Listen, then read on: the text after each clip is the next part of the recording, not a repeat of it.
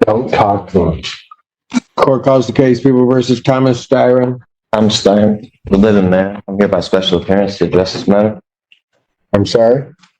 Said I'm Thomas Styron, the living man, not Thomas Ulrich Styron, the entity. Here we go again. Another sovereign citizen insisting he's not the entity named in the paperwork, but a living man. Judges hear this script so often their patience evaporates on the spot. It's like trying to play chess with someone who swears the rules don't apply because they've invented their own game called natural law. You know me as, or as I'm in my papers. I'm here to address the matter. All right, thank you. You wish to be represented by an attorney, sir? No, I'm here, sir, to address the appropriate persona. All right. I do have to advise, so you're going to represent, you need to stand in the middle of the podium where he's telling you to stand. Now, if you don't want to cooperate and handle things, he wanted you in the middle of the podium where you're supposed to be. If you don't want to be there, then say, no, I'm telling you now to do it. If you want me to stand close to the mic, no problem. Sir, you want to play a game with me? No. Not today. Mr. Allen, take him. We'll bring him back out. Notice how fast it unraveled. The judge didn't hesitate. Styron ignored a simple instruction, and he was out. That's courtroom power in action. Sovereign arguments don't collapse in theory. They collapse the instant you refuse procedure. When he wants to cooperate.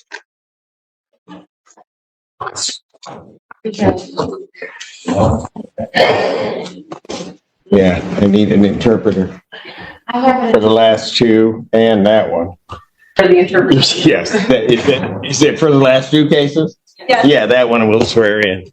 For interpreter, you're in front of the Honorable J. Cedric Simpson out of the 14th District Court of Washington County, State of Michigan. Our number is 1. Get somebody from security to check back there. She's got a shirt on. So I'll take it up handcuffs, so I'll deal with him. I'll take the cuffs off. Get it out. I don't know that we're going to be doing all that, but let me ask you something. On the Styron matter, I sent my bailiff back to get him to bring him back out.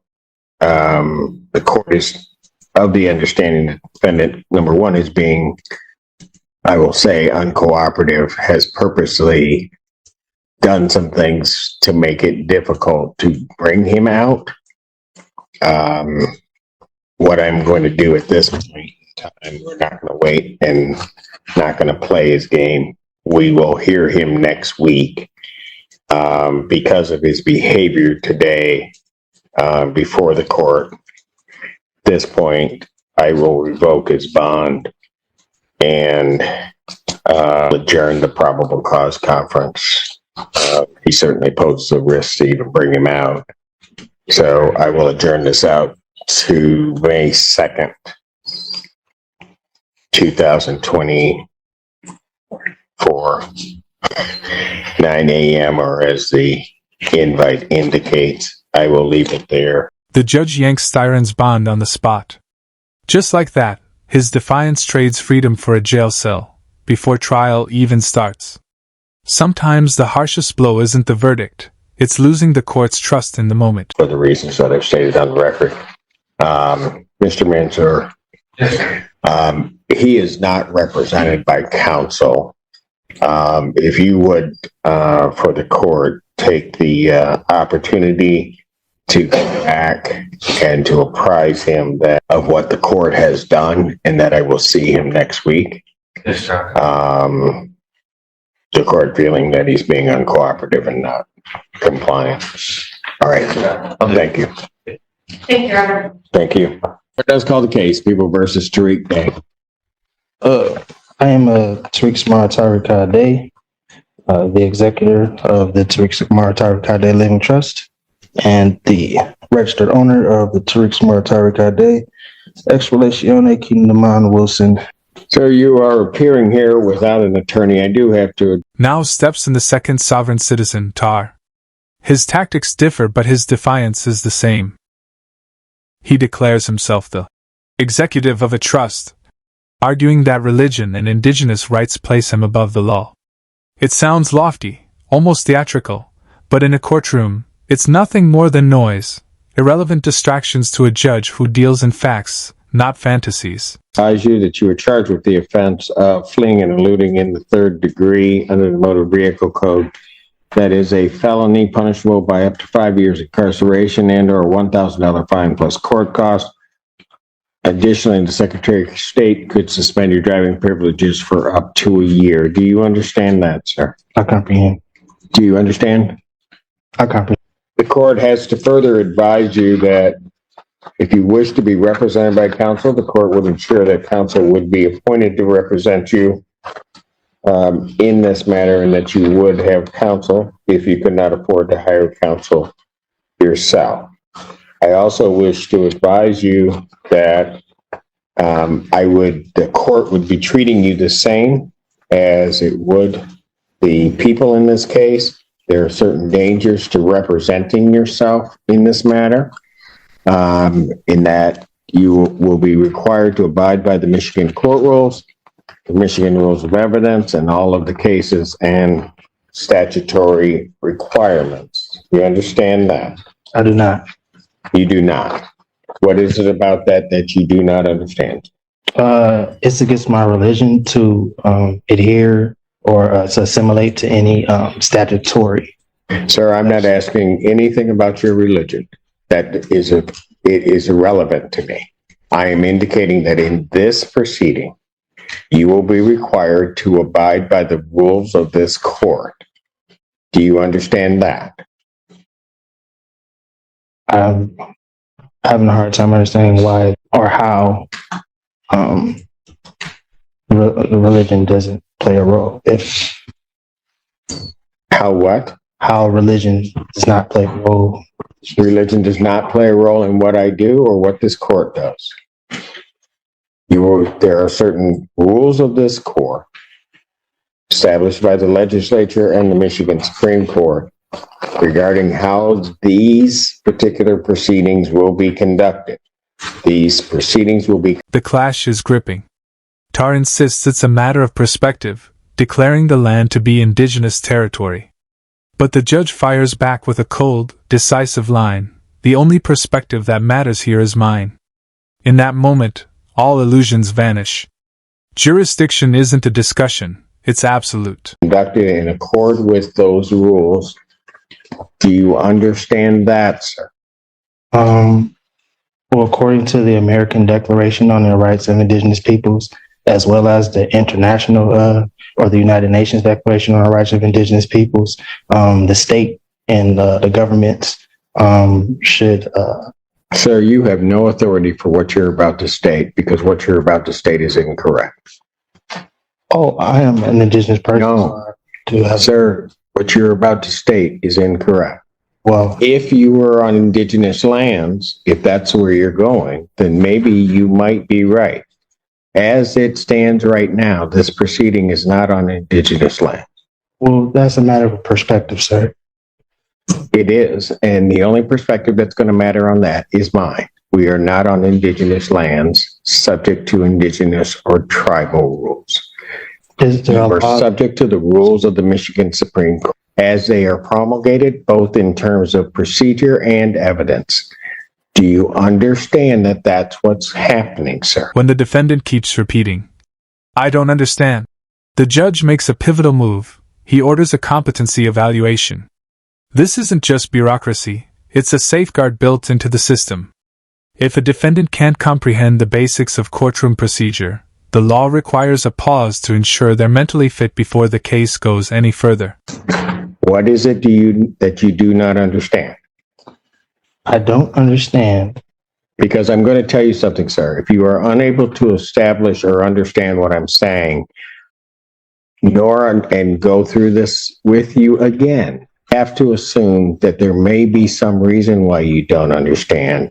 This court will take precautions to protect your rights, and I will be sending you for a competency evaluation to make sure that you are competent to stand trial and to stand in these proceedings. Well, I would agree to a competency if the prosecution, as well as the court and the officers, agree to take a competency. That's not the way it works. You don't get to make the rules. I'm I'm ordering a competency. not making. Defendant is ordered for a forensic evaluation. I will set a competency hearing in this matter for July 25th, 2024. At what time? At 9 a.m. Now, sir, I'm going to ask you this. Yes, sir. Because it's going to depend on where you may be staying for a period of time.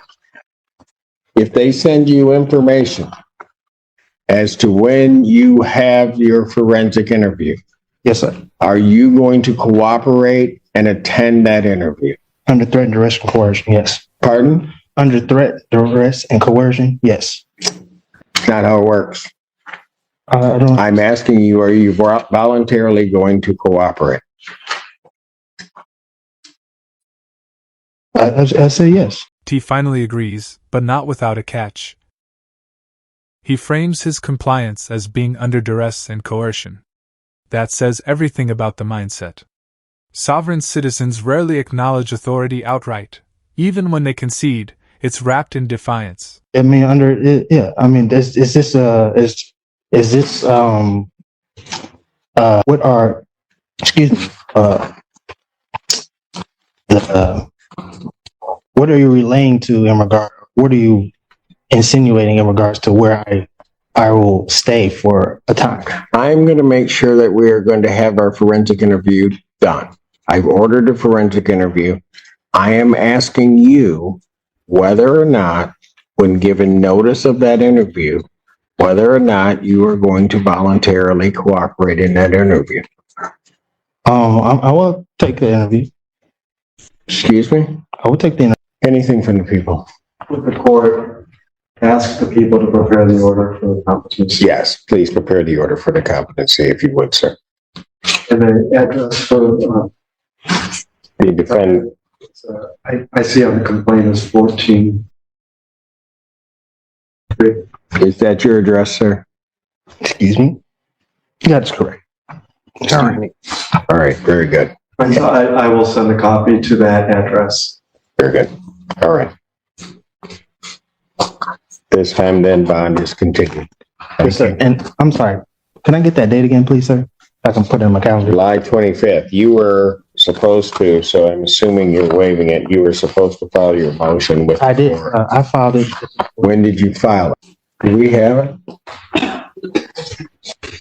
I gave it. I mean, it was stamped and everything. I gave it to the reception. Why didn't you file it before today? Well, as I stated at the last hearing, No, don't go through what you stated at the last hearing.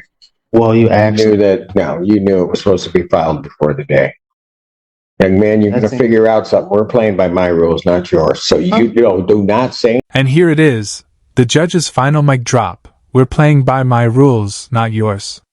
That's the hard truth in every sovereign citizen case. You can waive treaties, cite religion, or argue sovereignty. But the second you set foot in a U.S. courtroom, the law of that jurisdiction is the only one that stands. Always. Anything, because you're gonna figure that out real soon.